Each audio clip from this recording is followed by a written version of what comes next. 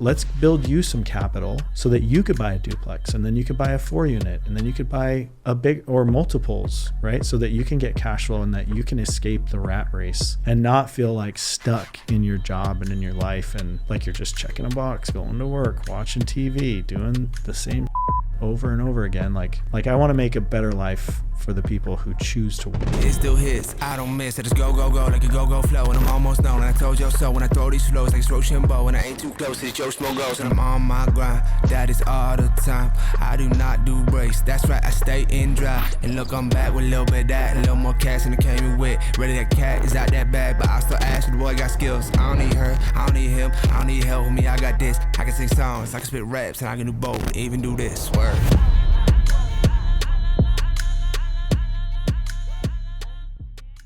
This episode is brought to you by Sweat Tent, the pioneers of the portable wood-burning sauna. Did you know that using the sauna 3 to 4 times per week could reduce your risk of cardiovascular disease by up to 50% and make you 60% less likely to experience Alzheimer's disease? That's why I've been a big fan of the sauna for years.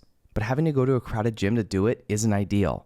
And all the at-home options are bulky and expensive. That's why I only use the Sweat Tent for my sauna needs. It's the most storable and affordable wood-burning sauna on the market. It not only takes minutes to set up, but it can reach 200 degrees Fahrenheit in 30 minutes or less. So whether you're enjoying it yourself in your backyard, with friends, or in need of a reliable sauna on the go, Sweat Tent is your best choice for the most portable, storable, and enjoyable outdoor sauna experience. All On The Stacks listeners will receive $100 off when you use code OTS. Visit sweattent.com today to get $100 off your purchase with code OTS at checkout. Again, that's sweattent.com to get $100 off with code OTS. Sweat Tent, helping you fire up your home wellness routine. This episode is brought to you by Wilkes Consulting, a Ramsey preferred coaching firm. Are you drowning in debt? Is the weight of financial stress holding you back from living the life you were meant to live? Then it's time to break free and regain control of your financial future. Wilkes Consulting specializes in financial and debt consulting. Their team of 4 highly trained Ramsey Solutions advisors are ready to help you take charge of your money. Whether you're looking to get out of debt, pay off student loans, or simply need assistance on how to prepare to buy a home, Wilkes Consulting can help you fine-tune your budget and provide the resources and guidance you need to meet your goals. Don't let debt or the fear of finances control your life any longer. Head over to wilcopa.com and book a hassle-free, no-obligation call. Your first step towards financial freedom. Again, that's wilcopa.com, wilcopa.com. Wilkes Consulting, making financial independence a reality. This episode is brought to you by FitAF. If you haven't already noticed, I live and breathe entrepreneurship. Whether it's launching new ventures, attending pitch meetings, or mentoring budding entrepreneurs, my schedule is jam-packed. And that's where FitAF steps in. Their menu changes weekly, offering a variety of chef-inspired meals designed by nutrition experts using only the best quality ingredients, keeping me fueled and focused. Their vast selection of meals has you covered for all types of dietary restrictions and diet plans, including keto, paleo, vegetarian, vegan, gluten-free, and more. As an On The Stacks listener, enjoy our exclusive offer. Get 20% off your first order of 7 meals or more when you use code OTS at checkout at fitafnutrition.com. Again, that's code OTS for 20% off your first order of 7 meals or more at fitafnutrition.com. Healthy meals and seamless nutrition, keeping entrepreneurs at the top of their game. What's up, podcast? I'm Bill Corcoran Jr., your host of the On The Stacks podcast, brought to you by Sweat Tent. Josh Axe, welcome to the On The Stacks podcast. Thank you so much for having me, Bill. Yeah, dude. I've been on this little bit of a kick of having on some former guests, as a part 2, right? And primarily a lot who have been like you. You were an OG. You were on the Stacks before video. Back when they were still Stacks, baby. Back when there was still Stacks, yeah. Yes. Now they're, imaginary, for the people that know. If you know, you know. But yeah, man, I'm excited to have you back on because, like I said, I feel like we didn't do it. It was an injustice. No one got to actually see, really get to see you. True. Now I used my hands a lot, and there was a lot of expressions with my hands. I know, and everybody missed out on it. So well, here we are. Now they can make up for it. Yes, they can see. You can see these hands. We can see your drawing, your fish that you made before we started, and we can show that. We show your fish here. Yeah. But yeah, man, this is exciting. What you just got in yesterday? Sunday. Yep. Yeah. Yep. So where are you at nowadays?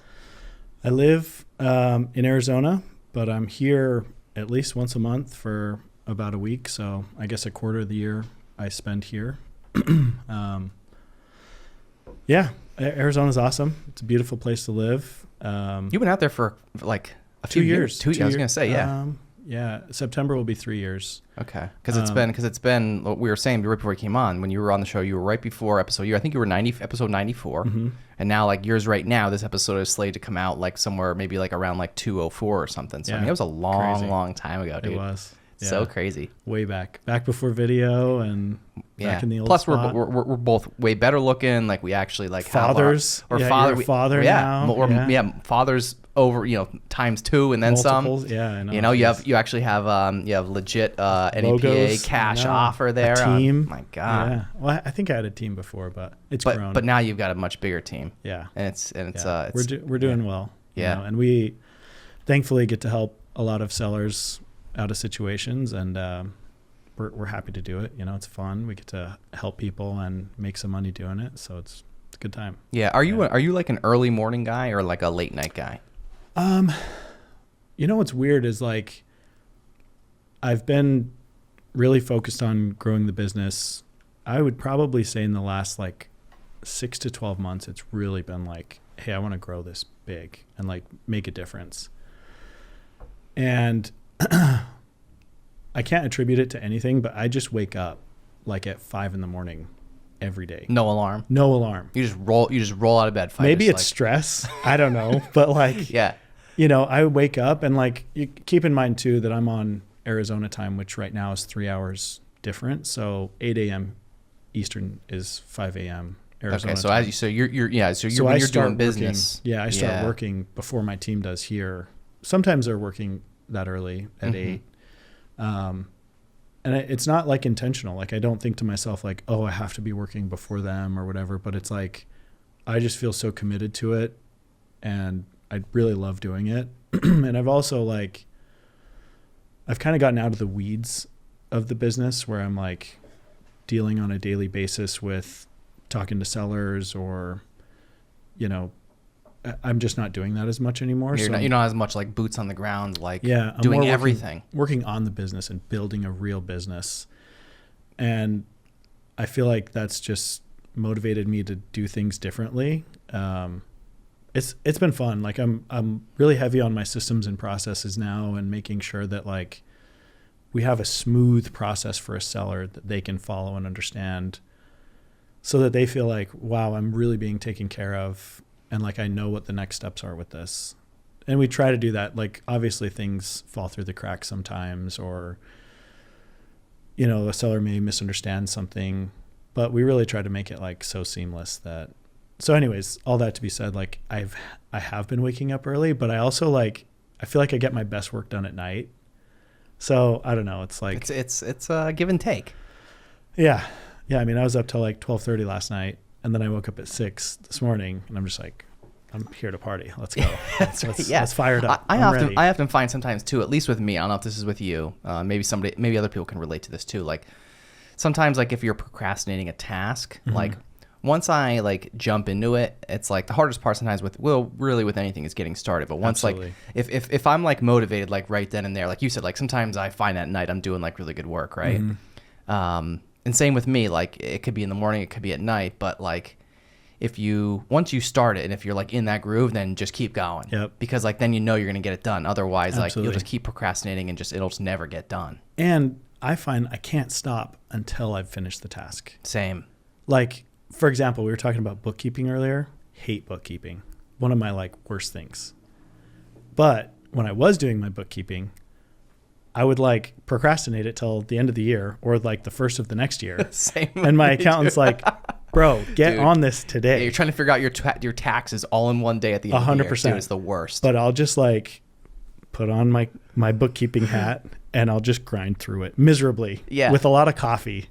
But I'll get it done. God damn it. By come hell or high water. Yeah. I get it done. And that's like the kind of task that I hate doing, but I do it, but I procrastinate it, and then I just start it, and I'm like, I'm not stopping till I'm done. Because if I stop doing it, I'm going to lose where I'm at. I'm going to try and convince myself I'll start it tomorrow, which I won't. I know that. So anyways, yeah, I have to just like dive into that task and get it fully done, or it stays undone for a long time, a couple more months. Yeah. What was it for you, like when you how just a few minutes ago you said you went from working like in the business to working on the business? Was there like a pivotal moment for you in you know, with your business that you were able to make that jump and say, really, you know, I know you've had a team, but now you have a bigger team, right? Like, what was that pivotal moment for you? My first hire. Yeah. My first hire was really the difference. So I brought on Kyle January 1st. Shout out to Kyle, by the way. Yeah, Kyle's a legend. He is. Really. I mean, I cannot say enough good things about Kyle. He'd be a cool person to bring on. I gotta bring him on. He's like gregarious, charismatic, like just all around good dude. So loyal, trustworthy. Like, love Kyle. Kyle, if you listen, I don't know if you will, but I love you, man. Better be listening. Yeah, or he's not coming on. Exactly. This is your test, right? He has to hear this and reach out. That's right. Perfect. That's right. Leave a comment too, Kyle. Yeah. So we know that you're listening. So you heard that. Yeah. So he was my first hire, and I was terrified to bring him on. And I was terrified because I feel so much responsibility for my employees, and I really treat them like family. It's like, hey, if I'm gonna bring you in, I want to make sure that I can take care of you, and not only take care of you, but I want you to thrive. And so at that point in my business, we're coming off of COVID, which was a tough year in real estate. Thankfully, I did all right. And I think I had done 18 flips or something like that, which was good considering how rough of a year it was. So I was sitting on some money, and I had sold a couple flips. And like, I remember I had one that I sold, and I think I made like $35,000 on the flip, which was pretty good. So I'm like, all right, I'm going to keep this money, and I'm going to bring someone on. And at the time, Kyle had been working in car sales, and then he was like, I'm going to start doing life insurance, because he's like, I hate selling cars. You know, like his sales manager had been there like 10 years. He's like, hey man, like, how'd you do last year? You know, and the guy's like, I had a really great year. He's like, nice, dude. Like, if you don't mind my asking, what'd you make? You know, and he's like, oh, like 60 grand. And Kyle's like, I am leaving tomorrow. Like, you've been here 10 years. Yeah. And a great year is 60 grand. Like, I can't provide for my family with that, you know, like, damn, I can't do this. And in the meantime, like during this time, he had just gotten surgery on his knee, and it's like December. So he's crutching around in winter with a broken knee, selling cars. That's like awful. Out on the lot. Oh, that's awful. Miserable. So bringing Kyle on, I felt this huge responsibility that like I need to have so much for Kyle to do that he's like drowning in leads and people to call and talk to and whatever. So basically I told him like, hey man, I'm going to commit to you for 3 months. Like, if this doesn't work, you can still go and try life insurance. But before you do that, like, that's a tough business. I have leads. I want you to take this piece of the business where you're going to reach out to people and try and negotiate deals and get offers on properties. So I brought him on, and it took longer than 3 months for him to get real traction. But he was learning so fast and like really getting the hang of it that I saw his potential. And I think that's one of my like superpowers is I can see potential in people, and I really try to like bring it out of them in every way I can. And I think in some ways it can be detrimental, and I could talk about that later. But with Kyle, like I knew that he had potential to be great in that role. And so I'm like, I will commit to you to keep doing this, but like I see your potential. So like I'll help you get there. And it's all within him. Like, I don't even think I was responsible for calling it out, but like he just grew into that role because of the opportunity. And he's like the kind of person who's motivated to learn on his own, grow on his own, maverick personality, right? Like we talked about. Yeah, we got to get into that in a minute. We will. So, and I didn't know that back then, but, and I saw his loyalty too, and that was big for me. But then when I hired Kyle, I realized like, man, he's taking on, and my thought process was, even if he's 80% as good as I am, I just freed up 100% of my time, or even let's say it's 80% of my time, because I was still doing a lot of that outreach with sellers. So were you essentially like, was he sort of like a replication of you? Yeah. So I think that's, as a business owner, right? And I know you'll agree, that's probably the hardest thing to do. Yeah. Is to get over that hump of Yep. like replicating yourself, because as business owners, we all say all the time, no right? one can do it as good as me. Right. That, and then it's like, man, if I can only clone myself, if I can, how many times like have you said that? How many times have you heard other business owners say, how can I clone myself? Yep. Right. Because that's really where you start to scale your business. Absolutely. Well, and that was like just one piece of the business, because the business has so many facets, right? Like there's acquisitions, there's marketing, there's operations, there's selling the properties, there's project management on flips, there's finding new contracts. I mean, there's so many pieces in the real estate business. And like, a contractor screws you over. Well, you just lost that $10,000 deposit to them. Now you got to go find another contractor. So like there's things that people don't see in the business that are like, oh man, real estate's so cool and easy and fun. Yeah. Everybody can do it. Yeah. Millions overnight, like it's not passive income. Yeah. There's no such thing as passive income, at least in real estate.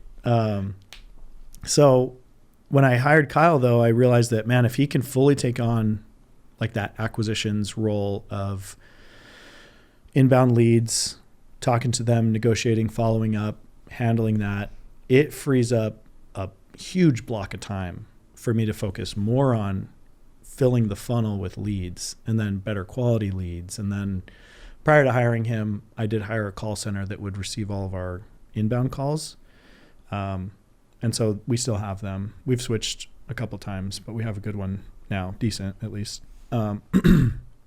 So that was like the turning point for me, because that was when I could step out of the weeds and start to like actually focus on, all right, how do I continue to grow this and get more leads for Kyle, more leads for the business overall, finding different contractors, more contractors, different lenders, because there's a lot of moving pieces in the business. And then one of the challenges with real estate, and real estate agents will also attest to this, is like, you focus really heavy for a month on lead acquisition. So you'll just hammer getting new leads. And then your pipeline gets full of all these leads. Well, then the leads turn into sales. And then you handle all the sales. And then it goes into like managing the closings. And then out of the closings, you get a bunch of money. But then after you get all the money, you're like, oh shit, now I need more leads. And so it was like this cycle that I was going through where like 1 month I'd have a great month, and then it would be dry for 2 months, and then another great month, and then dry for 2 months. And so that was part of hiring Kyle, was like, I'm going to market every month no matter what. And so it was just like, we got consistency in our marketing. We got consistency in the messaging. I got to focus on actually kind of trying to brand the business and build it up to be legitimate, instead of like a fly by night kind of deal. We are legitimate, like we do buy a lot of houses, and we have references, we have sellers that'll attest for us, and it's pretty cool. Like we've had people that are crying, thank you so much for buying our house. And that's what it's all about. When you truly make a difference and solve their big problem, because like if you don't know how to deal with it, it's so overwhelming. And so to be able to solve that problem and make some money doing it is like biggest win-win ever. Yeah. Let's talk about the personality thing. You were telling me a little before we came on, and I want to hear some more. So what's the personality thing you've been doing? Yeah, so we just started implementing this thing called the predictive index. So it's basically like 2 or 3 questions, and it asks you to like describe, like how would you describe yourself? How would someone else describe you? It might just be those 2, but it's got like 100 check boxes on both of these questions, right? So then you go through and you check it, and then you hit submit, and then it sends me a thing that analyzes your personality based on those answers that you gave. So it essentially assigns you a personality type. It's kind of like, I guess, what a disc profile would be, but this one's uses their own algorithm, I guess. But I've been using that, and it's pretty fascinating how like spot on it is, at least in the ones that I've done for me and then I've had done for other people. It's just like nail on the head. I'm like, how does it know this much about me from so little? Yeah. You Yeah. know? So what does it help you do? Well, it helps with hiring and putting people in the right seats. So I've had some challenges with hiring good people.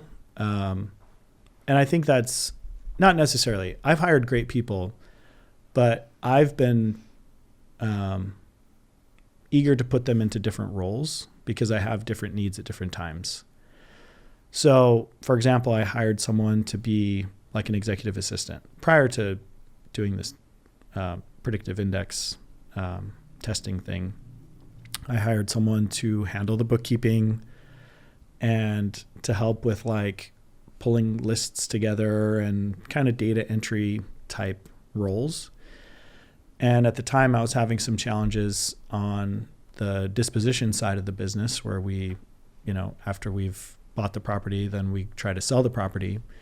So she was handling that and wasn't doing super great at it. And so at that time I was like, geez, this is not going as well as I thought. And when I did the personality profile, I'm part of a mastermind and they tell you like for disposition manager roles, these are the 5 best personality index profiles for this role. She's not on that list at all. And so I'm like, shit, all right. Well, I knew that after a little while because that was our bog down. Like we weren't doing well in that department. So basically just hired someone today actually and had them take the personality, you know, the predictive index, and they're the collaborator role, which is the perfect role for that, or the perfect profile for that role. And so I'm like, dang, all right. And I could tell on the call with them, man, they're going to fit this role perfect. They already knew the CRM that I use. They already knew the platforms that we use. So it was like, this is a no-brainer. And they fit the index perfectly. So that's been helpful. And then when I hired my most recent acquisition guy, I also had him take the test, another maverick. So like I'm a maverick, Kyle's a maverick, our guy Mike is a maverick. So we're just a bunch of mavericks out here. Bunch of Top Gun. Yeah, Maverick Top 1, Gun. Maverick 2, Maverick 3. It's great. It's great. But it's cool because it also shows you how to lead them effectively, what challenges they may have, and how, as a manager of those types of personality profiles, how you can assist them in achieving success and what motivates them, which is cool too. Like, you know, like Mavericks, for example, want to have autonomy. They want to have potential for high income. They don't want people to like nitpick them or manage them. They're not interested in details. And I'm like, that's me, bro. Like, holy crap. Yeah. And I'm like, I clicked a few check boxes and how does it know so much? You know, like the robots are knows coming. my whole life. Yeah, the robots are coming, you know, help. Yeah. So it's pretty fascinating, you know, what technology's out there. So it's been really cool to play around with. And then like I have a property manager and she's fantastic, Courtney. So good at what she does. And I had her take it as well because I was considering her for the dispo role. And I kind of assumed that she wasn't a super sales driven person.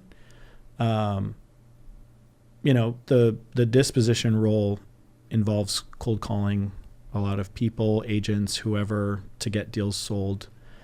Because, you know, obviously when we buy a property, we have to sell it at some point to be able to make money. Because if we were just buying properties, that's money out. There's no money in, right? Except for our rentals, but that's a little different. So with Courtney, I had her take the test, and she happens to be my property manager. And so her profile came back as controller. And controller is not good at like the, you know, cold call sales, aggressive sales, driven, hungry, make 1,000 calls a day kind of person. They're more of the like analytical, attention to detail, black and white, follow the rules, get shit done, but with a structure and, you know, attention to detail really matters. And that's Courtney to a T. And I'm like, this freaking thing's unstoppable, you know? And so she's so perfect for the property management role, to the point where I'm like, I want to grow a business with you in property management because you're so good. And I think she'll be wonderful at teaching other people and being a controller of others who have to abide by the rules and policies of a new company. So like, it gives you insight into your employees in a way that allows you to make decisions that are best suited for the people in your organization. So that's been really cool to like, I feel like a lot of people put CEO in their title, but no one's really a CEO. They're just self-employed, you know? Yeah. And so like, they don't have any employees. So who are they? You know, they're not a CEO. And so now having employees, and you understand, because you run a business, you have tons of people that are working with you and doing all this stuff. Like, if it's just you, you're the CEO of yourself, you know, come on. But I feel like the things that I'm doing now, like, is assuming that CEO role, but I still don't like to use it. Like, I just think it's kind of like, all right, good for you. You know, everyone wanted to be a CEO. Yeah. But it's not all fun. Like, you deal with bullshit all the time and everything goes uphill. If the business fails, it's on you. If your employees fail, it's on you. So anyways, by having the predictive index, it makes me feel like, wow, I kind of am like a CEO. Like, I'm using tools to truly understand how employees and the team operate on an internal level, so that as an external force in their life, I can help them achieve greater things by understanding who they are at the core. So it's a really cool tool. Do you feel like prior to this, you weren't like maybe doing a good enough job at that? Like really trying to like understand, help your team excel? No, I absolutely was, but it gives you the insight to really understand their motivating pieces. Like, I don't want Courtney to feel like I bash on her, but like, we had a maintenance guy who for some reason just couldn't stand Courtney. And I think it was his problem, not really hers, but also there's always responsibility on both sides. And so I think people who are working with Courtney could feel like she's too black and white, but she has a job that needs to be done that I've given her. And so one of the like managerial tips for the role or the profile that she has, that controller, is may need help in understanding like interpersonal connections or something to that effect. I don't remember the exact verbiage, but it talks about like may need training in talking to people without them feeling talked to. You know what I mean? Yes. Like yeah. They need to be talked with. Yeah. And so it was basically saying that controller type personality, it may rub people the wrong way. So as a manager, to help train them into being that better role. And we had talks about this prior, you know, and she's learned a ton and she's fantastic at it now. So like, Courtney, if you're listening, don't feel that I'm bashing you, because you're amazing. Shout out to Courtney. Courtney's the best. She really is. She's like so on the ball and saves my life every week. So you're the best. Anyways, but I'm super grateful, man. I get to work with such cool people and I have so much respect for them because they're great. Yeah. You know, like they learn well and they do great things. And so I just feel super blessed that I have a team that's so good. It's fun. Yeah. You know, like, and I think they're grateful to have me as their leader. And I don't take that lightly. You know, like I want my whole team to succeed and make all the money in the world, you know? Yeah. What has real estate, you know, done for you since you've gotten into it? Obviously it's probably taken you a lot of different directions in your Mm-hmm. life, right? But what has real estate enabled you to do? I think freedom is kind of the thing. Like, I think a lot of people, money's really a tool to me. I'm not motivated by money, but money buys freedom. And I think I'm motivated mostly by freedom. Like if there's something I want to do, I want to be able to go and do it. I don't think we were put on the earth to just like go to a job, go home, watch TV, go to work, come home, watch TV, and over and over and over again.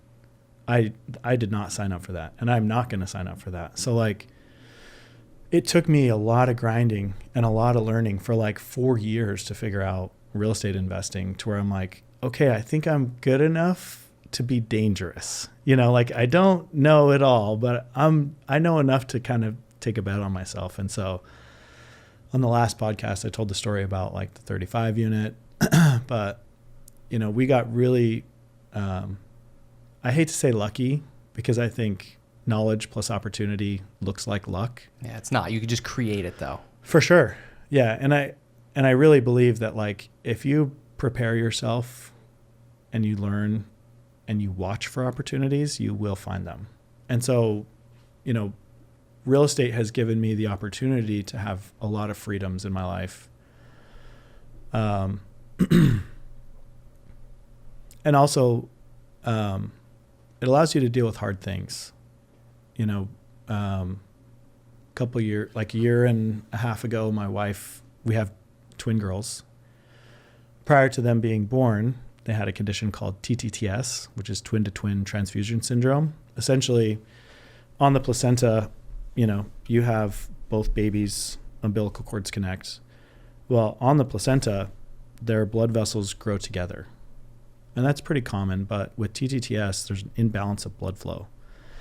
So one baby will get too much blood, and the blood is where they get all their nutrients, right? So that's where they get all the nutrients from mom.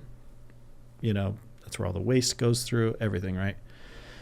So one amniotic sac will get really big, the other one gets really small.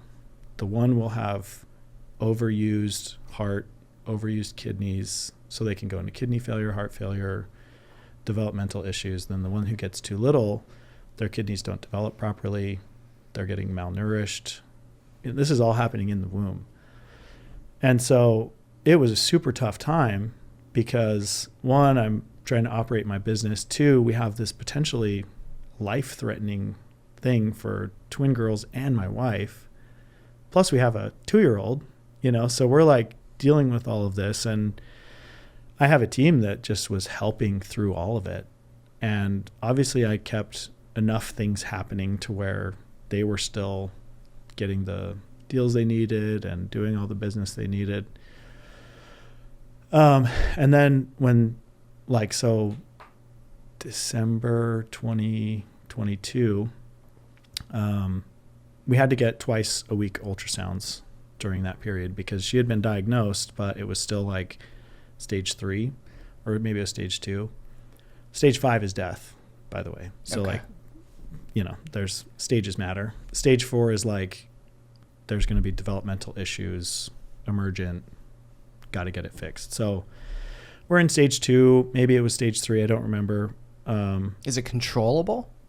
Like, how does this work? Well, yeah, so I'll get into that. So we were going to the MFM, maternal fetal medicine, twice a week for ultrasounds to monitor the condition to make sure it wasn't getting worse.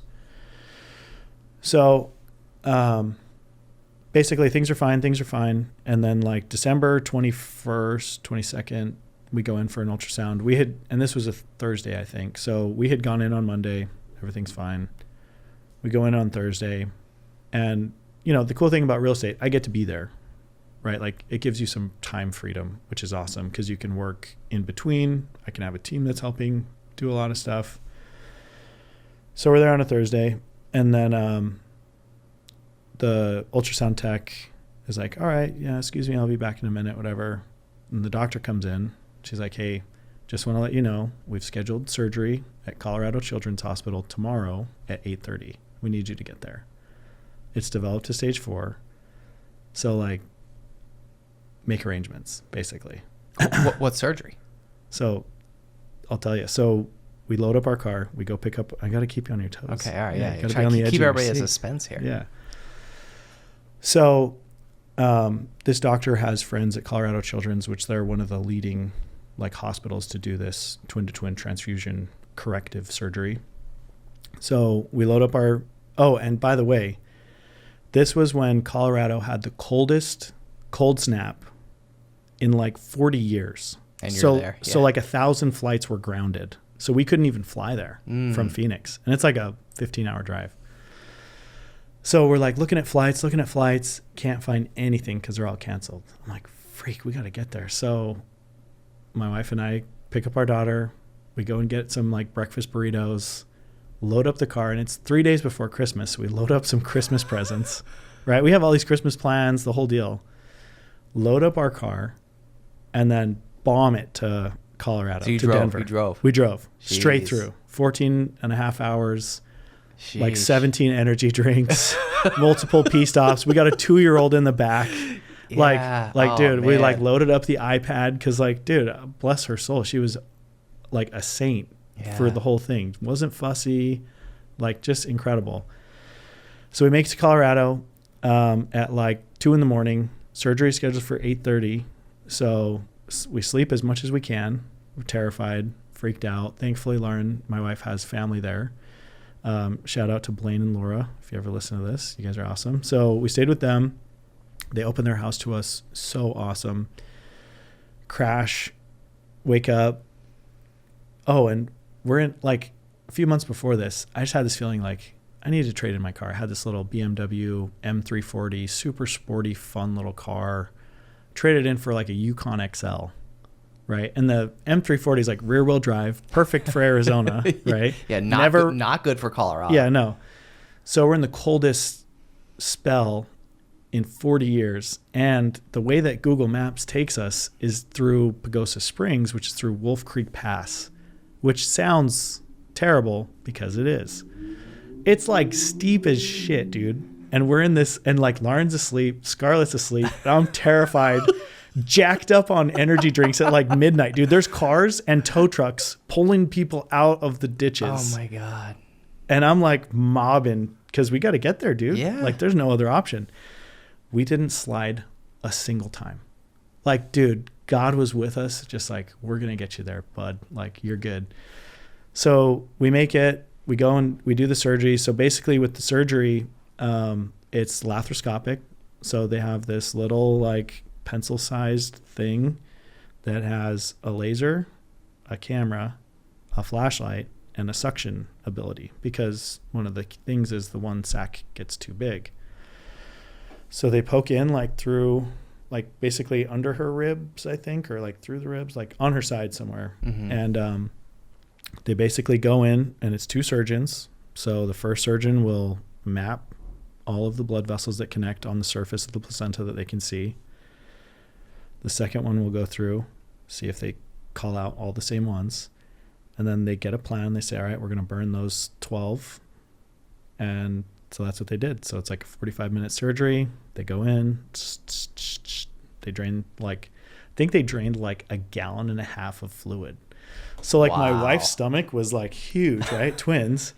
So then they do the thing and it like shrunk. Yeah. And I think she like lost like 6 pounds or so. Cause it's like fluid weighs so much, you know? So like crazy. And so then basically from that point forward, she was on bed rest. And so she couldn't work. And so, you know, to get the long answer back to your question. Oh, and then on March 6th, my wife goes into labor. So this is a few months later. Oh, sorry. I have to tell you the like scariest part of this story. So after we get the surgery, the doctor comes in after like Lauren, you know, cause she's awake the whole time. Like they just numb that section and they do all of that while she's awake. She's like talking to him like, oh my God, wild, right? Modern medicine's fascinating. But the doctor comes in and this is the 23rd of December at this point. And he's like, all right, now we just hope for 2 heartbeats in the morning. And we're like, I kind of thought this was like a done deal. Like, hope for 2 heartbeats. And he's like, well, yeah, we don't know. Like, we burned the blood connections between them, but we don't know how vital the blood connections were. Like, if that's the only blood source, there's, you know, potential for one or both to die. So we're like, Jesus Christ, like, this is fucking brutal. So then fast forward a few months, March 6th, day before our anniversary, my wife's mucus plug comes out maybe TMI for the listeners there, but it's one way of saying your water breaks, basically, right? So we go to the hospital and they're like, oh, you guys are good. Like, we're going to give her magnesium. We're going to give her all this stuff to stop contractions. Like, she'll be here for at least 2 weeks, right? Cool. And like, if you've ever been in a delivery room, where do they make you sit? The most uncomfortable chair in existence. And they're like, try to sleep here, sir. Good luck. They don't even bring you a pillow, you know, like, so I'm like miserable, and we're sitting there, you know, and she's like, can tell that I'm so miserable. And she's like, do you want to go home? You know? And I'm like, well, I'm here. Like, I'm here for the long haul. And she's like, they're not coming for a while. Like, they're pretty clear on that. They're giving me all this like magnesium, whatever. So like, you're good. Like, and I'm like, all right, well, I'll go home. I'll sleep. I'll grab Scarlett, our other daughter, in the morning, bring her here, and we'll hang out with you. Which the next day was our anniversary, right? So my wife calls me at like 4:50 in the morning, right? And my daughter, we had dropped her off at my in-laws, who also live in Arizona, which is nice because they can help out and they do a ton. So she calls, she's like, the babies are coming right now. And I'm like, all right, I'm on my way, right? So I jump in my car. I was doing like 90 in a 45, maybe. Allegedly. Some would say. Mm-hmm. Yeah. I get there in like 10, 15 minutes, and I'm like it's like in a movie, you know, like where the guy runs in half asleep, like shirt's probably half off kind of deal. And I'm just like running through the hospital, like, where is she? Where is she? I swear to God, dude, it's like 5 a.m. Like, so we get there, and she's already back because it's emergency C-section, right? So they don't even let me in. I probably could have drove slower, but I was determined to get there to make sure I didn't miss it, right? I already felt bad for going home. So this was like, if my kids are born and I'm not there, I'm never going to live this shit down, dude. Right. So I get there, and they bring me in, and then like, dude, C-sections are crazy because they just like, once you're both in there and they're ready to go, she's prepped. It's like, whoosh, they cut her open, pull a baby, hand the baby, whoosh, grab the other baby, close her up. Like 15 minutes, dude. That's crazy. Seems like it's so fast. And she's like, I think my wife said to me, like, why'd you leave? Like, because like when the baby's born, they're like, sir, come over here and cut the thing, you know, whatever. And she's like, why'd you leave? I'm like, because they had me cut the umbilical cord. She's like, they're not done yet. And I'm like, babe, both babies are out. I've seen them, you know, like I seen them, you know, with my own eyes. Yeah. And so like, she was pretty numb, you know, whatever. So anyways, they were born, super grateful. They were both okay. My one daughter had what's it called? An amniotic band. So part of the amniotic sac can like wrap around a joint or whatever. And you can't tell in an ultrasound. There's no way you would know, at least to my knowledge. And basically, her left foot was like really swollen. And thankfully, we had the emergency C-section, because if not, it restricts blood flow. It's like, you know, when you were a kid and you tied a thing around your finger and like an idiot. saw it get all purple or whatever. Turn red and purple, But it's like that for like weeks or months. Oof. So eventually lack of circulation equals death of the limb or the digit or whatever it is. So her foot was like really swollen, and actually she still has a mark where it was around her ankle, right? So thankfully she was born early, but they came, I think it was 31 weeks. So very premature. They're also tiny because they're twins. So they're in the NICU for like 7 weeks. So real estate gave me the opportunity to be there, to be present, to like participate really in some heavy stuff, and to also know that like financially I'll be all right. And that's freedom. That's important, you know, and to like know that I can still take care of my daughter. She can still be in daycare the whole time. my wife doesn't have to work, but she chooses to work. That's freedom. And that's what drives me, you know, like being able to achieve freedom and then also help members of my team achieve freedom. Like Kyle has since bought a 3-unit. He just recently bought a home in the town he wants, the kind of house he wants, with the amount of space he wants. Like, to be able to provide that to a teammate is huge, dude. You know, and like, we always bust each other because we're just like that, you know, we always talk shit to each other all the time. But like, when we do say something like meaningful, it really hits. And, you know, Kyle said to me one day, he's like, hey man, I wanted to thank you because through employing me, you gave me the opportunity to buy this house. So like, thank you so much. Like, it's because of you and working for you that I was able to buy this. On the Stacks will be back in a flash after a word from our sponsor.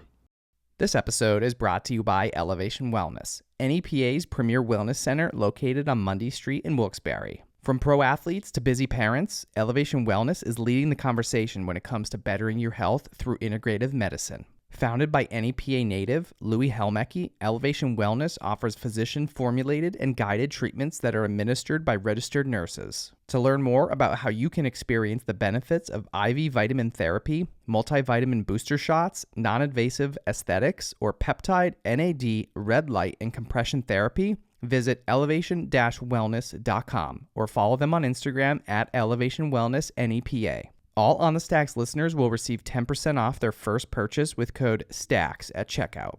Call 570-762-9400 or visit elevation-wellness.com to book your appointment today. Elevation Wellness, taking your health to new heights.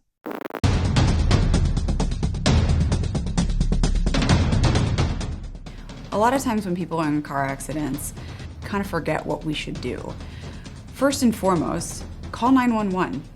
Then, get out of your car before moving it and take pictures. It's so important to capture what the cars look like immediately following the accident. Finally, call your insurance carrier and make a claim. To learn more, visit Anzalone Law offices online at anzalonelaw.com. This episode is brought to you by Loop Internet. Are you tired of buffering, lagging, and slow internet speeds?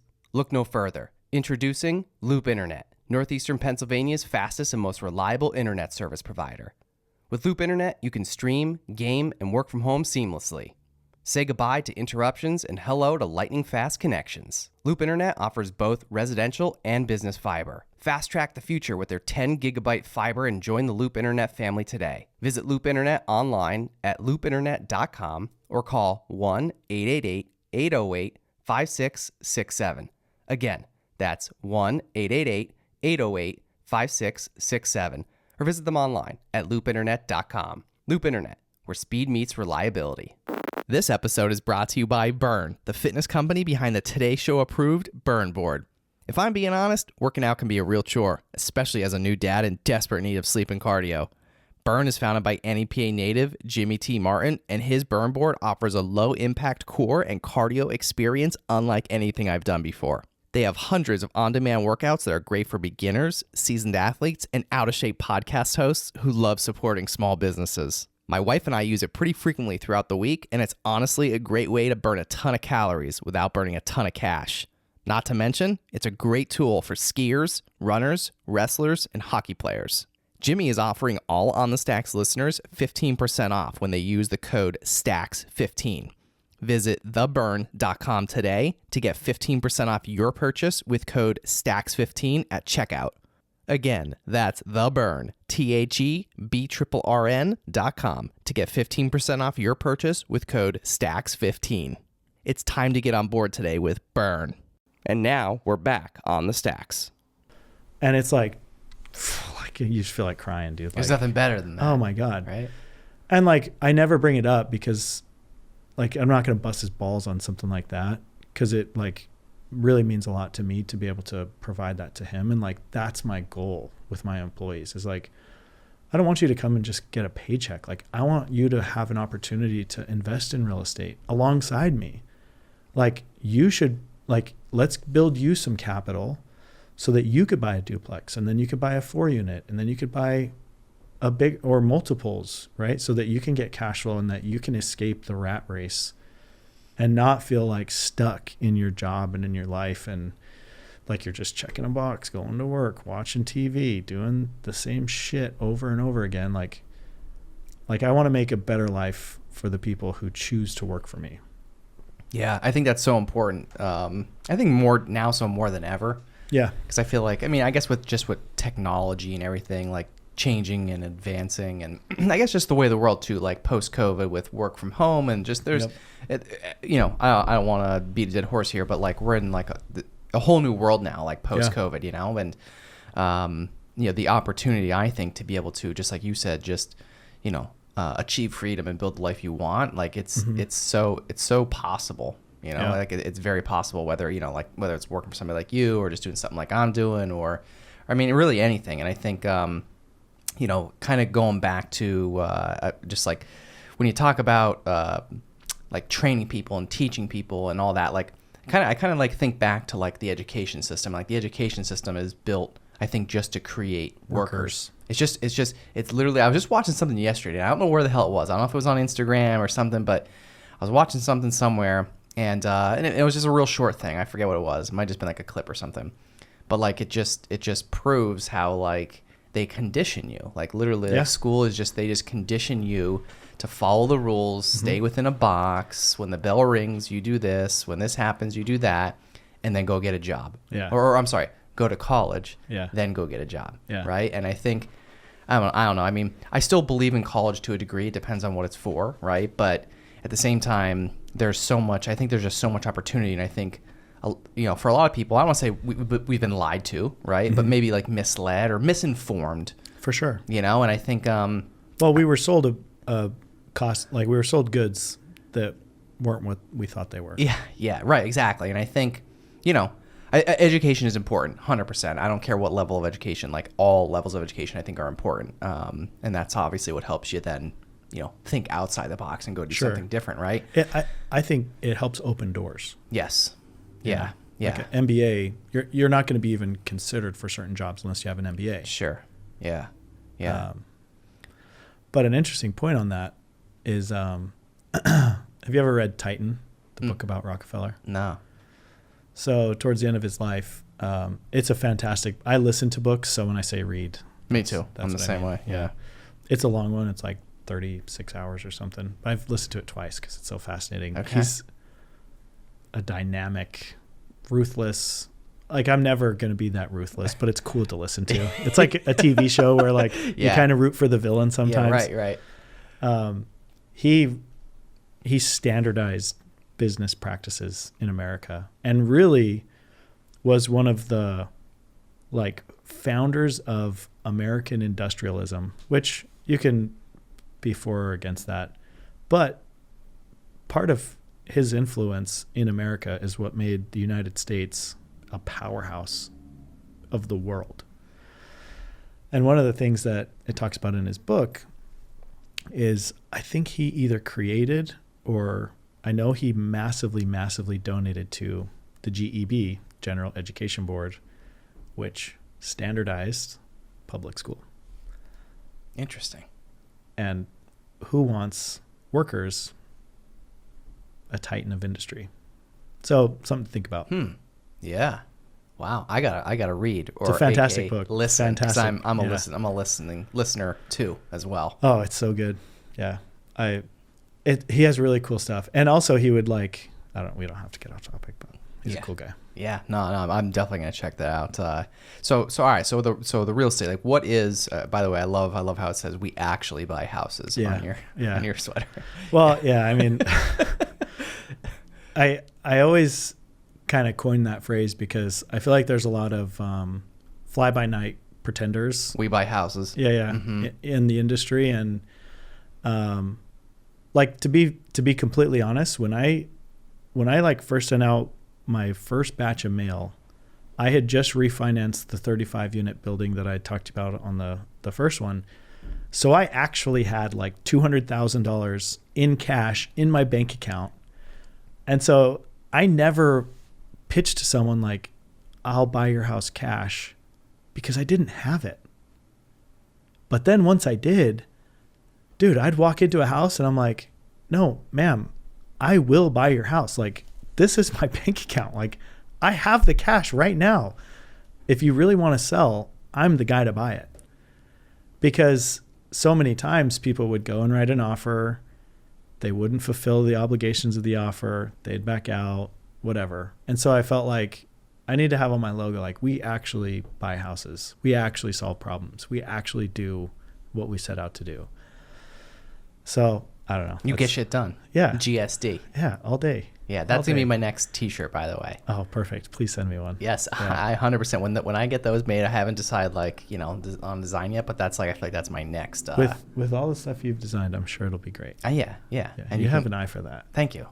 Appreciate it. Yeah. Yeah, I'll be hooking you up with one. Don't Hell worry. yeah. Can't wait. So what exactly is it that you do? Like, explain wholesaling. Yeah, I mean, we do some wholesaling.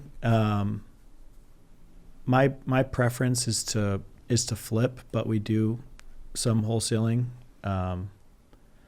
Basically, we get the property under contract, and we have partners that we work with where we'll essentially bring them in on the deal. And so essentially it's like a profit sharing agreement with an end buyer where we say, hey, Mr. Buyer, we have this property.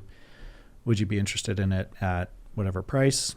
They say yes. And then we facilitate the transaction to closing, make sure the seller's taken care of. The buyer gets a property at a discounted price, and then we get a fee for the assignment of that contract. So essentially, like, you're taking a property, right? Mm-hmm. That's like maybe like in duress. Is that right? Yeah, a lot of the properties we buy do have some challenges. And like, what's like who is a perfect buyer, or I mean, a perfect seller to you?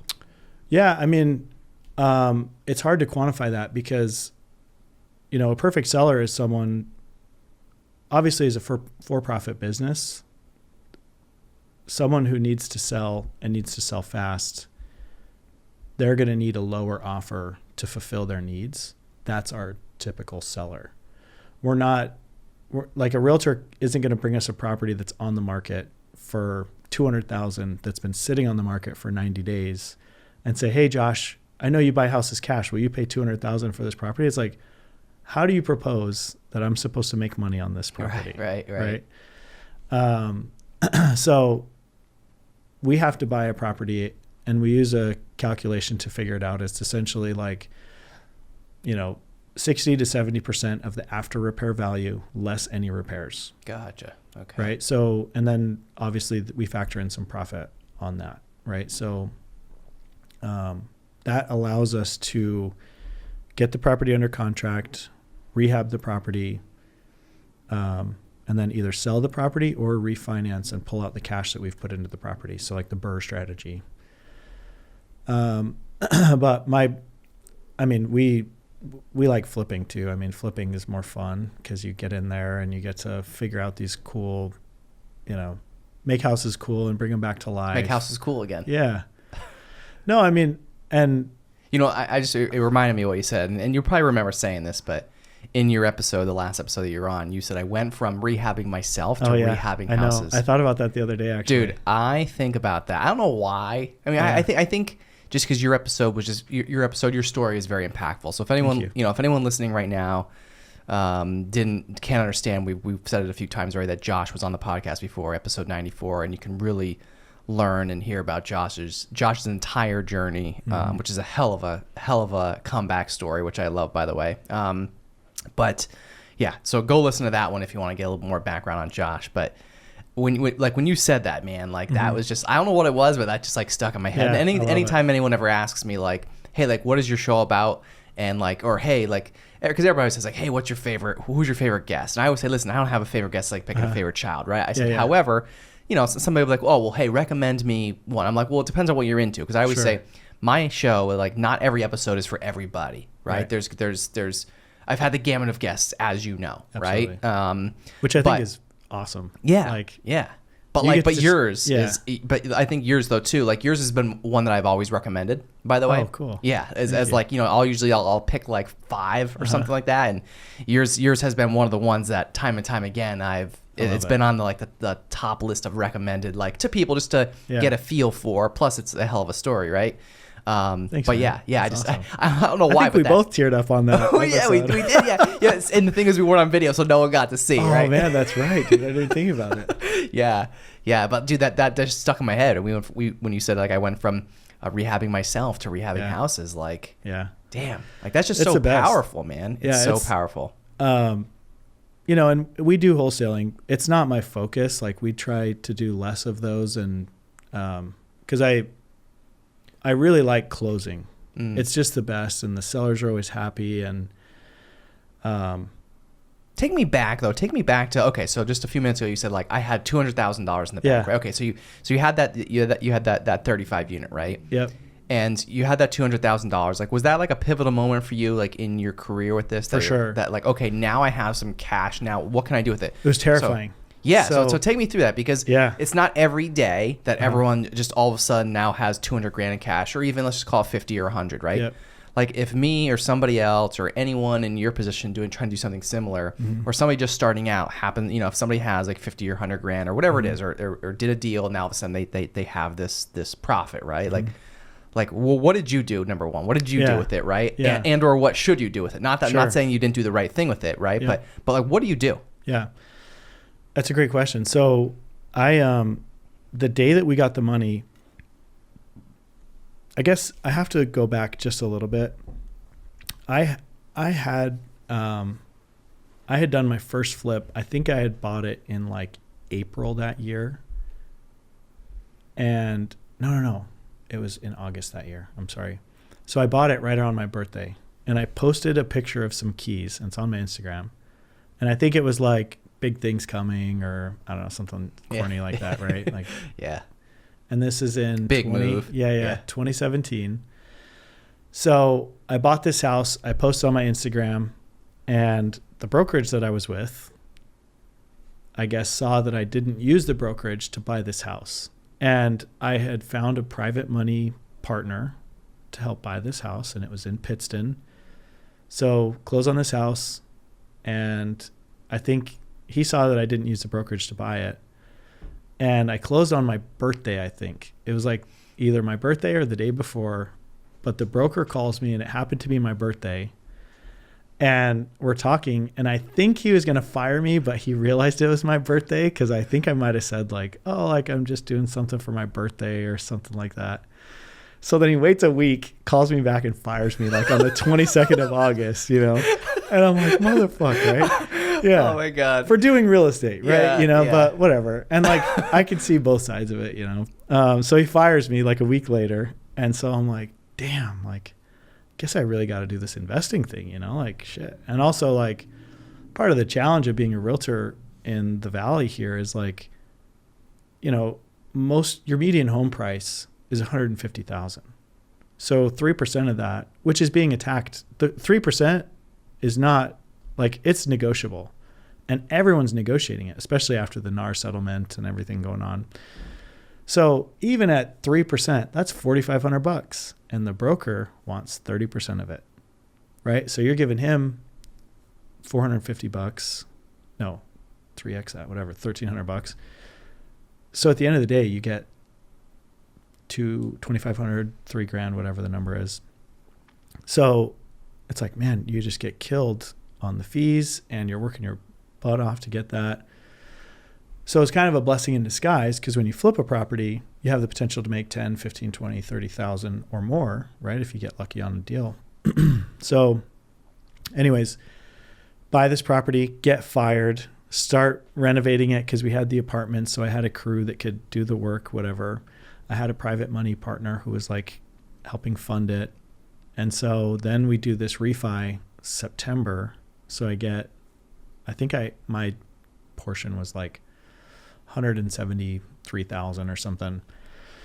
So I get this money, and I'm like, fuck, now what do I do? Like, I'm going to lose this. Like, because the rule where it's like any money you have that's not set somewhere is going to disappear or whatever. Like, I knew that that was true. Like, I like spending money. I like doing cool stuff.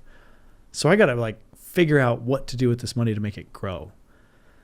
So started doing direct mail and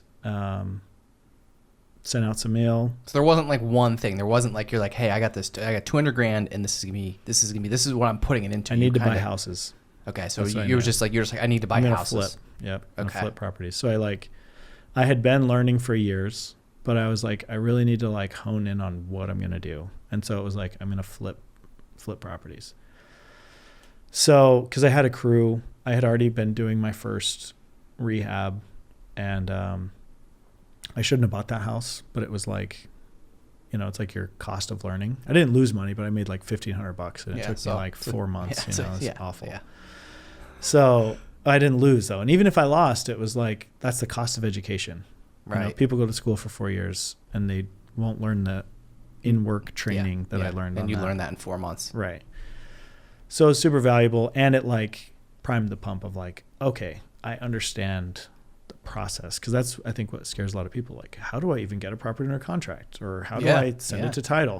Who handles that? What, you know, and I was in real estate already, so I knew a lot of those pieces, but it's all learnable, you know, like Bigger Pockets or whatever other podcast, you can learn all of it. So I sent out mail with the intention of flipping properties. I actually had cash to buy them, like buy properties.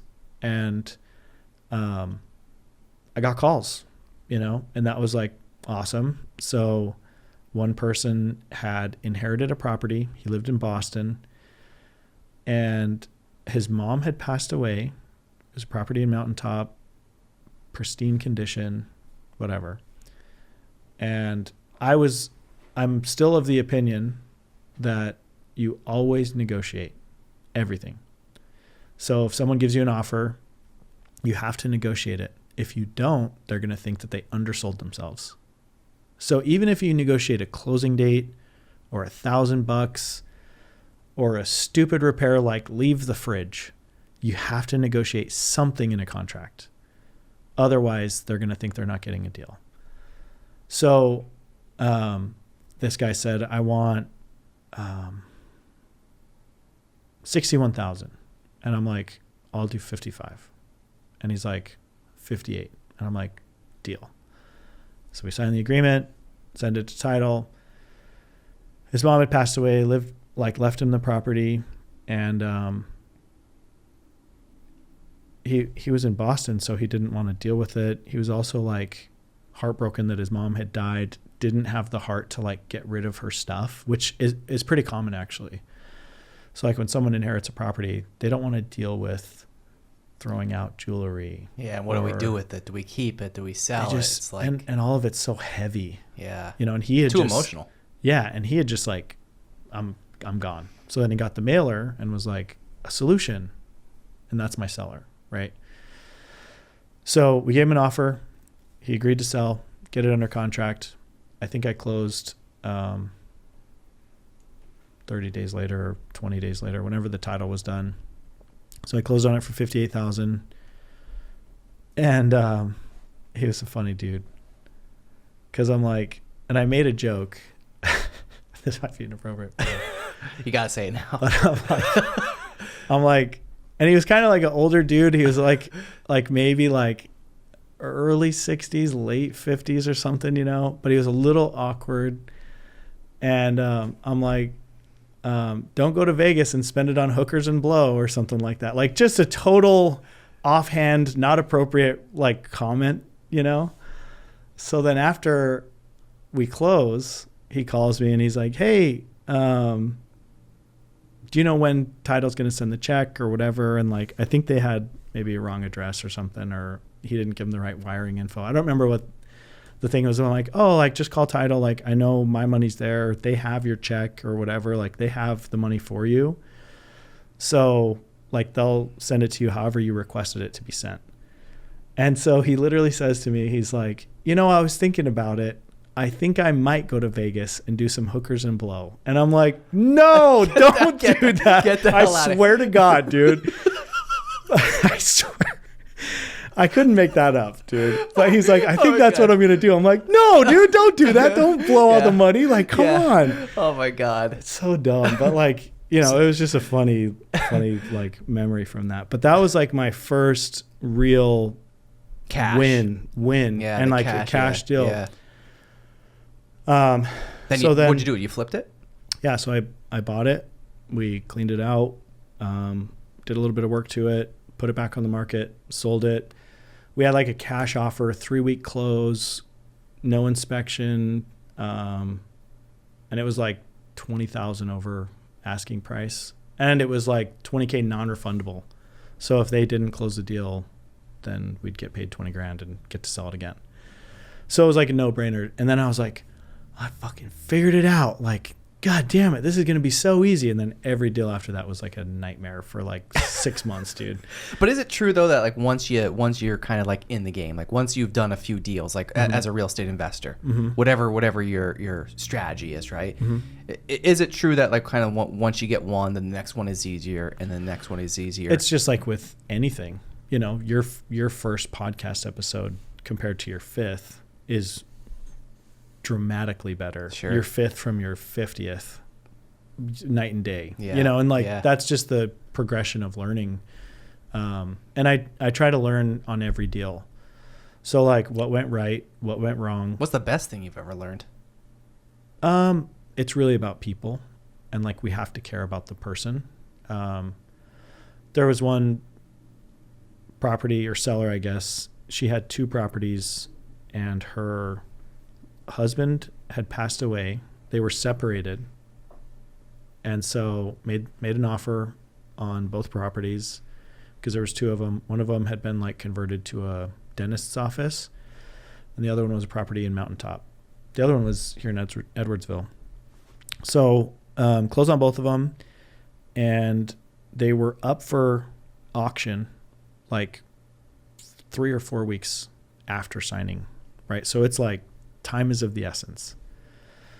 Get them under contract, and we're moving towards closing. I'm getting my bids. I'm doing everything to flip the properties. And then my title company reaches out, and they're like, hey, just a heads up, she has a Department of Revenue lien with the state of Pennsylvania from her late husband for $45,000. Oh.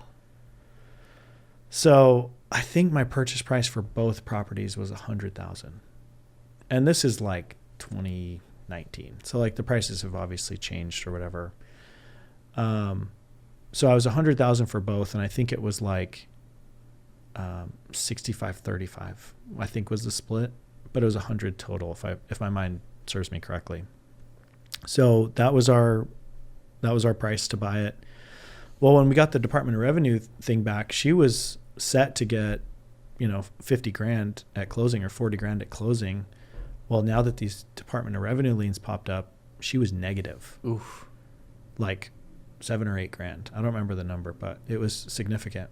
So I looked through my bids, checked to see where I could shave some stuff off, and then basically I raised my offer to help cover her costs, because the hard part about this one was the auction deadline was drawing nearer every day as we were trying to figure this out.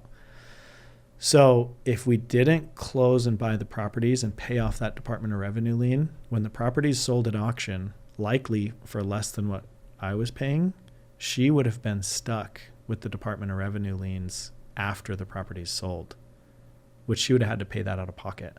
Yikes. And no properties. Yikes. So she would have lost everything, plus had $45K from her separated late husband. So it was like, man, we really got to help. And like, what's the best thing? Like, I think about sellers, like, how would I want a buyer to treat my mom?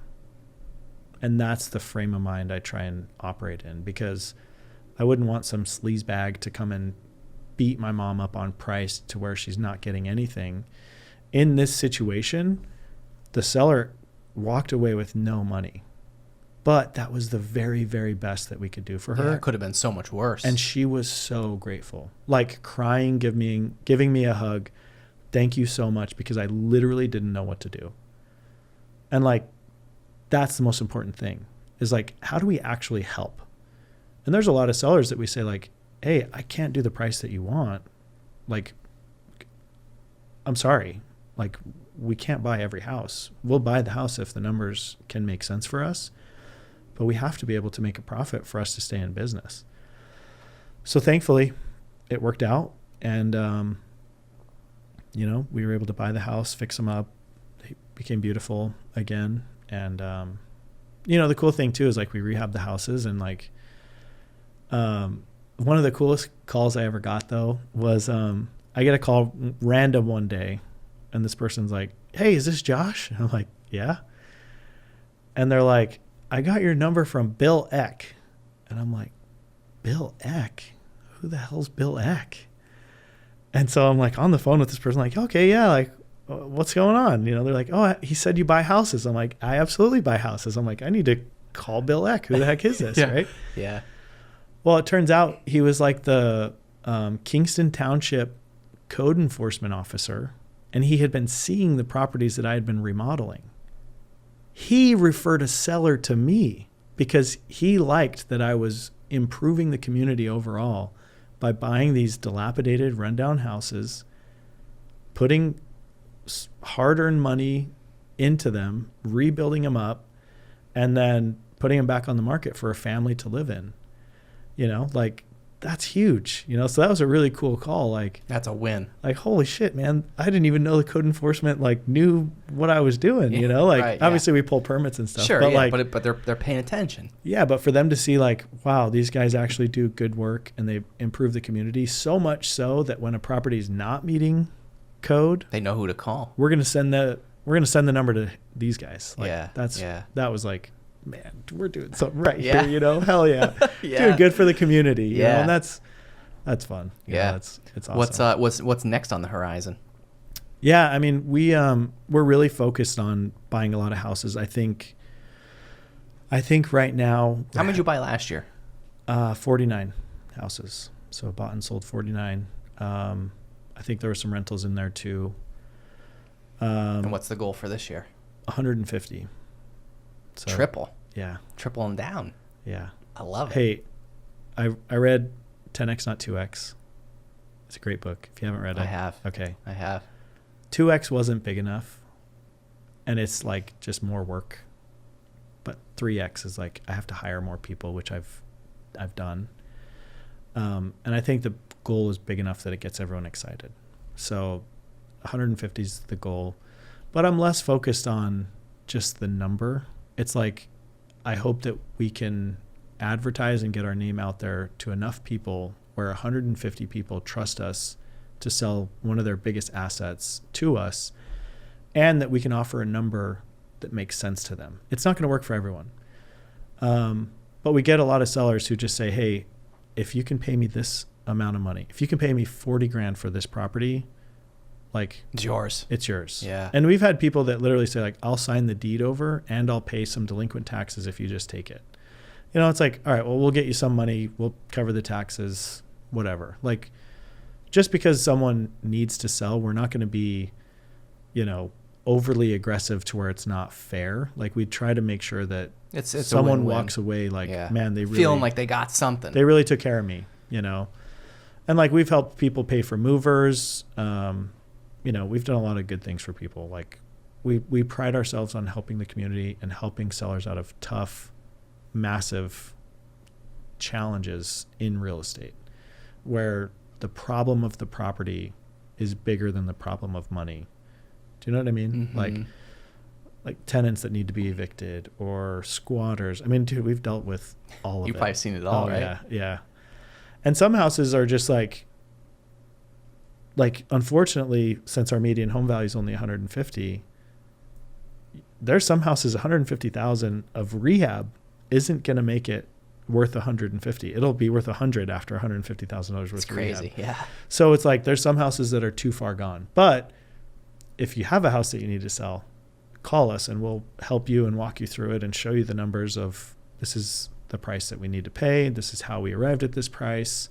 If that's fair for you, this offer is good for today. And, you know, we recently changed where we had offers good for 7 days. But what we found is our marketing has grown so much that we have to actually limit that, because I don't want to commit to 20 people in a week. Hey, I'll buy your house. Here's an offer. Yeah. And then 15 of them sign. We're like, shit. All right. Well, we don't have enough crews for all these houses. Yeah. So what do we, and that's where like wholesaling a couple of them would come in. Okay. The primary exit strategy for us is going to be the flip. But if we can't, we'll try and partner with someone else, or, joint venture, things like that. But we have to limit it to like, hey, you got to get me an answer today or tomorrow at the latest. And typically we tell them the same day, because we're going to make more offers today. Yeah, you're making moves, man. We're going to make more offers tomorrow. And you got to keep going. We're limited, we don't have unlimited bankrolls. Time is of the essence here. If I had unlimited bankrolls, I wouldn't be doing this anymore. It's so fun, but right, yeah. There's other things I would be doing, right. And, so that's one goal. And then, building up the rental portfolio still is always a goal. And then I think coming soon, hopefully this year, I think we're going to break into property management. So managing other people's rental units. We've done really well. We have 52 units currently. We have no vacancies. All of our tenants were not delinquent. So I think that's pretty good for 52 units. Pretty damn good. Yeah. Those are the two biggest hurdles. And then we have a maintenance wait time of like less than 3 days. So like anytime there's a tenant who has a request, we can get to it within 3 days. So I feel like we've got a system dialed in enough that we can bring on other people's rental units. But I'm waiting for my gal Courtney to get her broker's license. So Courtney, when you're ready, I'm ready. Let's do this. Let's go, Courtney. That's awesome, man. That's what's coming. Yeah, congrats, man. Thank you. That's exciting. Thank you. Yeah. So before we end though, like if somebody wants to get started in real estate themselves, like not as like a real estate figure agent, it out. right? No, I'm just kidding. Good luck, bitch. Yeah. Like what does somebody do? Where does somebody start? Because I think that's like one of the biggest things. You know, obviously I've dipped my toes a little bit into real estate myself, but for people, which I'm really proud of you. Yeah, thank you. You've done a lot. I mean, thanks. This building, great job. Yeah, you're really killing it. Thanks, bro. So where does somebody start? Yeah, I would. Funny enough, we're actually hosting a meetup tomorrow night. Which that's right. When this it'll be passed, but it'll be passed. But you'll be doing more of them. Yep, and right? I think we're gonna aim for monthly. So we'll do a monthly. I gotta meetup. come to one. If I don't come tomorrow, I'm definitely coming. They're fun. We also we partner with other people too. So if there is like a construction crew or something, like we can partner with them to help them get started. If there is someone who's new, like as far as resources go, there are a million podcasts out there. I found that my best strategy and learning came from listening to Bigger Pockets. That was like when I started listening to that one after I had you on. When I got into when I started in property management, and when I did, I'm like, man, these guys are making $500 a month. How do I buy houses? So I Googled, how do I buy rentals? Bigger Pockets came up, so I checked it out. So my key advice: listen to Bigger Pockets. Find someone that you like and you aspire to be, and then they probably have their own podcast. At least most of the people on Bigger Pockets have their own podcast, the cross promotion kind of do whatever. Yeah.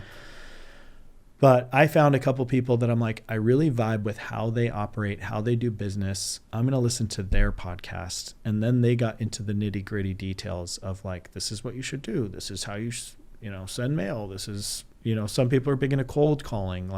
It's a great way to get started. You get a lot of no's. You have to be hungry.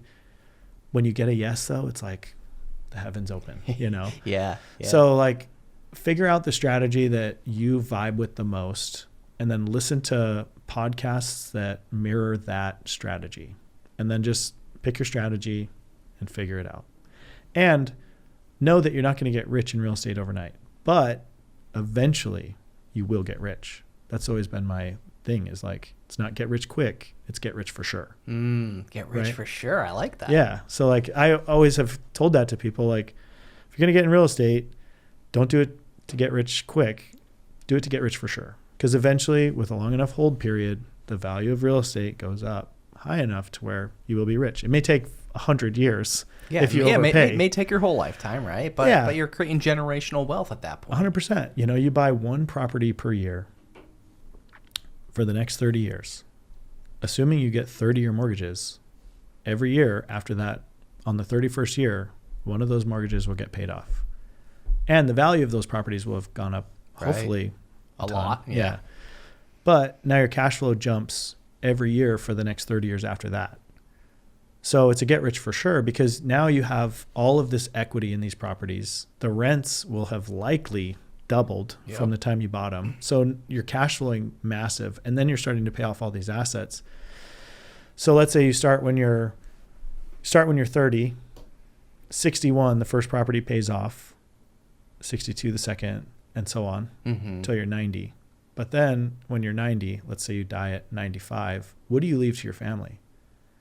30 properties paid off, free and clear, that are cash flowing. That sounds pretty cool. Talk about assets. Yeah.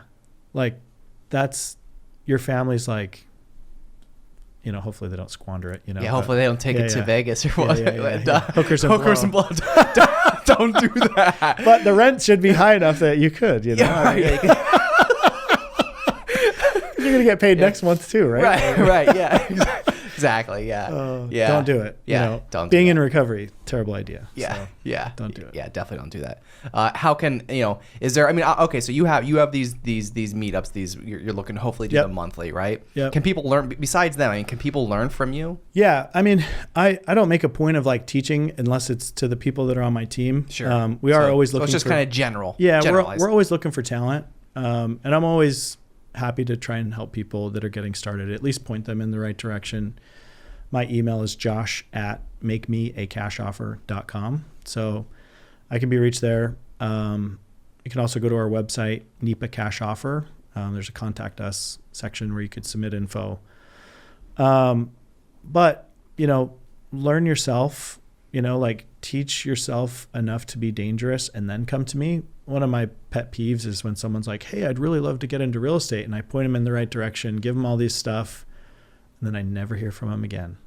It's like, I should have charged you $500 for you to not do anything, because if you had paid $500, maybe you'd be willing to actually put some action. You would have Right. take some action You know, steps. it's like if I offer this advice for free and then it's not valued, it's like, it feels frustrating to me, because like I would have killed to have someone like me point me in the right direction. Right. So anyways, but get some learning. And you know, there's enough for everyone to eat. You know, real estate's cool. I want to dominate, but you know, there's enough. Yeah. You Yeah. there's enough to go around. Oh, for sure. For sure. Yeah. Yeah. Yeah. So, but it's fun. I mean, you get to deal with sellers. You get to help them out. Get to make a few bucks. So it's cool. Hell yeah. Yeah, it's a good time. This is fun, man. Yeah, it's always a pleasure, man. You're awesome. Yeah. We were talking earlier, and I just vibe with you, dude. Likewise, man. There's not a lot of people that I feel like I can share with openly, and it's not like bragging, you know? Yeah, like, you don't have to justify it by like saying, "Oh, like I know, but," you know what I Right. mean? You could just share. Yeah, and you're a positive and motivating person, where it's like, I feel better being around you.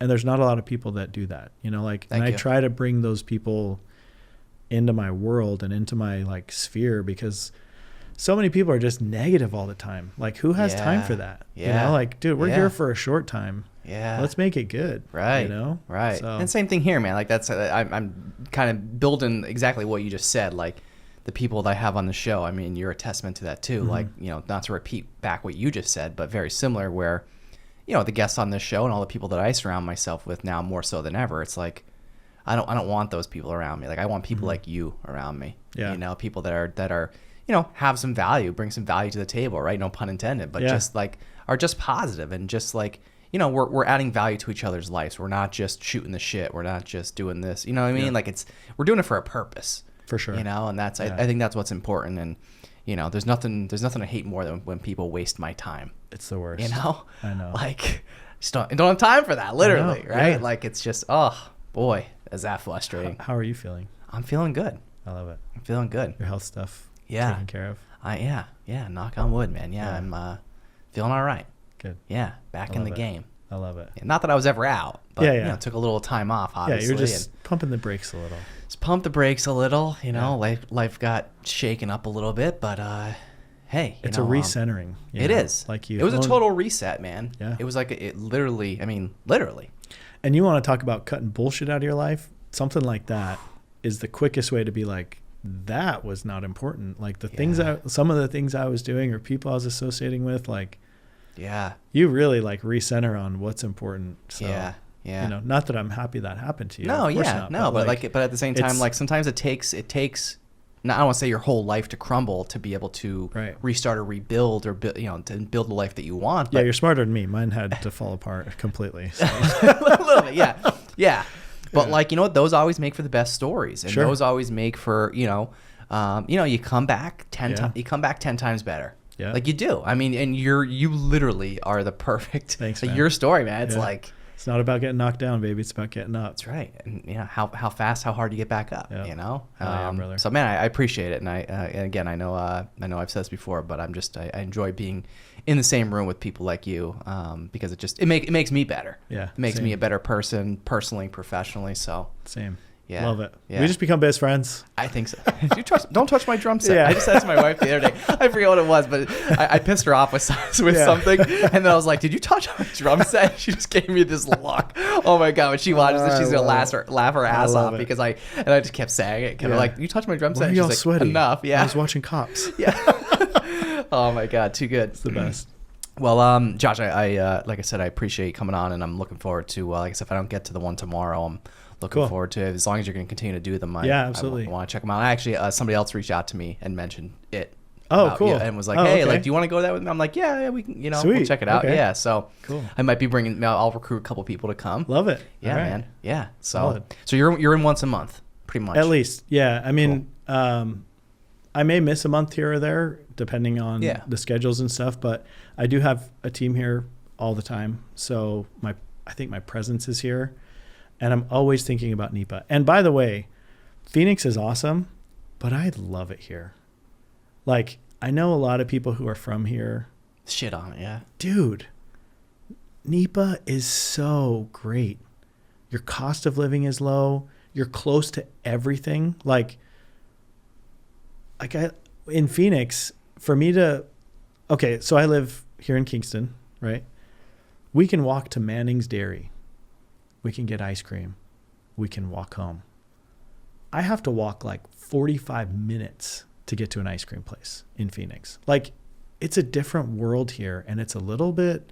Plus, it's too damn hot out there, probably. Yeah, it is. Absolutely. Your ice cream's melted by the time you seconds. Walk out the door. But, like, there really is something special. And to go somewhere and know someone is a really cool thing. And so, by, always being your best self wherever you go and being friendly and uplifting, man, this place is the best, because you go somewhere and you know someone everywhere you go. I mean, you must have it all the time. You're a celebrity now. Yeah, you're a celebrity now, brother. Yeah. But isn't that the best, dude? It is. I got off the flight the last time I was here, and I saw like the owner of LSEO, and he's like, "Hey, man, been a while," and I'm like, "You too, dude. Like, how crazy is this?" I feel like everywhere I go, and the go-to line, by the way, and I'm not offended by it. Like, it's actually funny to me. But everywhere I go, whenever it happens almost every day now when I'm out somewhere, somebody will come up to me, tap me on the shoulder, and say, "This is the same line that everybody says. You ready? Are you the on the stacks guy?" That's it. That's the line. That's branding, brother. That's the line. I love it. That's the line. Literally, everywhere I go. We were in the delivery room having Sophia 3 months ago, and the nurse turns around. She goes, I swear to God, turns around. She goes, "Are you the on the stacks guy?" I'm not even joking. Not kidding. That's incredible. Not kidding. You're a celebrity. That's so badass. Just happened the other day too, and it was somebody, and he was looking for help with something, like, may become like a client here in some fashion, but literally came up to me. I was out at lunch, actually with another client. Yeah. He comes and taps me on the shoulder, turn around, and I look at him. Whenever that happens, before he even said anything, I turn around and I look at him and I don't recognize him. And Yeah. I'm panicking, right? Yeah. Because I'm like, shit, this guy knows who I am. He remembers me, Yep. but I don't remember him. But Yep. I actually didn't even know him. But Yeah. so I turn around and, of course, the famous first line, he goes, you're the On the Stacks guy, right? Yeah. You know? And I'm like, oh, yeah, hey, what's up? And he's like, hey, I just got to tell you, blah, blah, blah. And then he started asking some questions. He's like, hey, can we meet, whatever? And, you know, so we exchanged some I love information. And, you know, now we're meeting this week. I love it literally just happened like last week. He's like, That's so cool. So it's cool, man. Like, it really is cool to see. And it's nice to see, like, it actually is having an impact. Oh, for sure. You know? Yeah. It's fun. Yeah. It's fun as hell. What you say and do matters. It does. And that's really cool. Yeah. And You're making people better and connecting people, and like you're making a difference. Yeah. That's it's incredible. crazy. Yeah. Not that I didn't think I ever would or that this would ever happen, but like, you know, you really think like, you know, I guess it depends on where you're at in life, but a lot different points of life, people often probably question themselves like, am I making a difference? Oh, for sure. Is what I'm doing really helping anyone? Does it matter? And it's like, does it matter? What am I doing all this for? Yeah. You know, and like, even though, you know, I've been doing this now for 5 years, and like, again, not that up until now, this isn't the first time saying like, okay, now I'm like really making a difference, but like now it's like, it's even more apparent. Yeah. You know what I mean? Like, Yeah. like, because it's happening so much more now and so much faster and on such a bigger level, which is really, really cool to see. I think the coolest part is you've taken what was up here and you've made it all of this. Yeah. And more. And everywhere else. And all the other stuff you're like, that's the cool. Like your vision is real. Yeah. So like what else can you dream of? I know. It's This wild. this is like I always say, this is just the beginning. Yeah. This is just the beginning. Just getting started. Same here. Hell yeah. All right. Josh Axe, On the Stacks. Thanks for joining me. You too, brother. If you want to see more On the Stacks content, subscribe to our YouTube channel at youtube.com/onthestackspodcast or search the hashtag On the Stacks on Instagram, Facebook, and LinkedIn.